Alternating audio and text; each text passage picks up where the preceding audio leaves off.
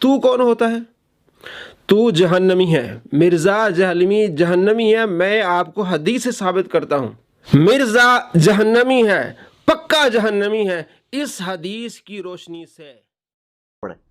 آپ کی عقل یہ مانتی ہے کہ جس شخص نے اللہ کو یہ وقت نہیں دی جو قرآن میں آیا کہ تم نے اللہ کی قدر نہیں کی جس طرح قدر کرنی چاہیے تھی، جس نے اللہ کی بے قدری کی پوری دنیا میں اپنی زندگی کے دوران، کہ قرآن کو کھولنا گوارا نہیں کیا، اب اس کی میت پہ قرآن کھول کے مولوی بیٹھ کے دھونس سے اللہ سے اس کو بخشوا سکتے ہیں؟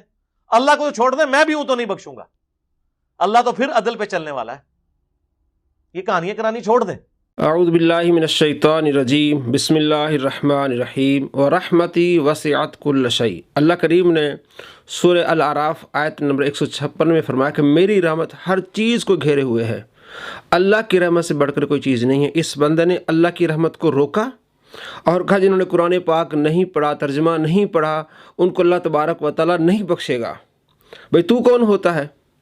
اگر کسی مسلمان نے ترجمے کے ساتھ قرآن پاک نہیں پڑھا، اس کی توجہ نہیں گئی، یا دنیاوی معاملات میں پھنسا ہوا تو اس نے قرآن پاک نہیں پڑھا، تو کیا اس کی بخشش نہیں ہوگی؟ تو کون ہوتا ہے؟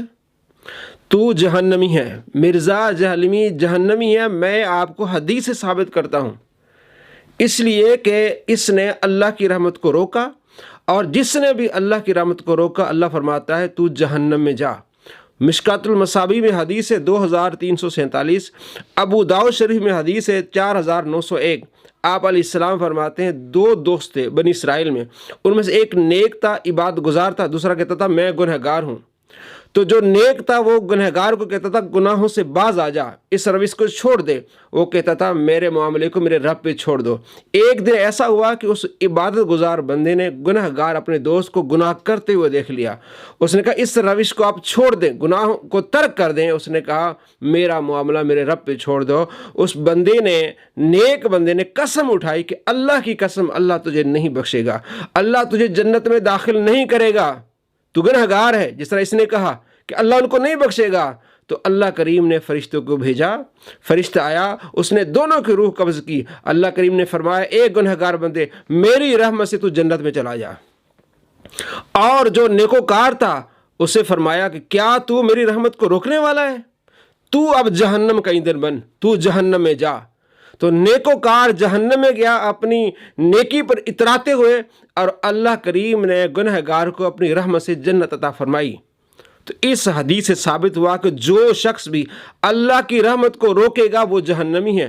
مرزا جہلمی اس حدیث کی روشنی میں پکا جہنمی ہے، اس لیے کہ اس نے ان مسلمانوں کو اللہ کی رحمت سے روکا جنہوں نے قرآن پاک کا ترجمہ نہیں پڑھا۔ اللہ کریم آپ کو اس جہنمی سے بچائے، اور اس جہنمی کی حقیقت دیکھیں، نہ اس نے قرآن صحیح پڑھا ہے، نہ اس نے حدیث پڑھی ہے، اللہ کی رحمت سے لوگوں کو کیسے روک رہا ہے۔ ہاں ترجمہ پڑھنا چاہیے، قرآن پڑھنا چاہیے، لیکن اگر کسی نے نہیں پڑھا تو کوئی بندہ بھی اللہ کی رحمت کو روک نہیں سکتا۔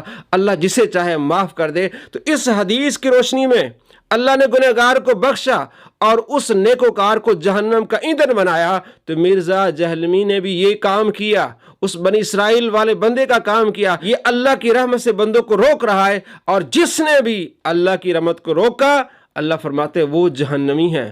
مرزا جہنمی ہے، پکا جہنمی ہے، اس حدیث کی روشنی سے۔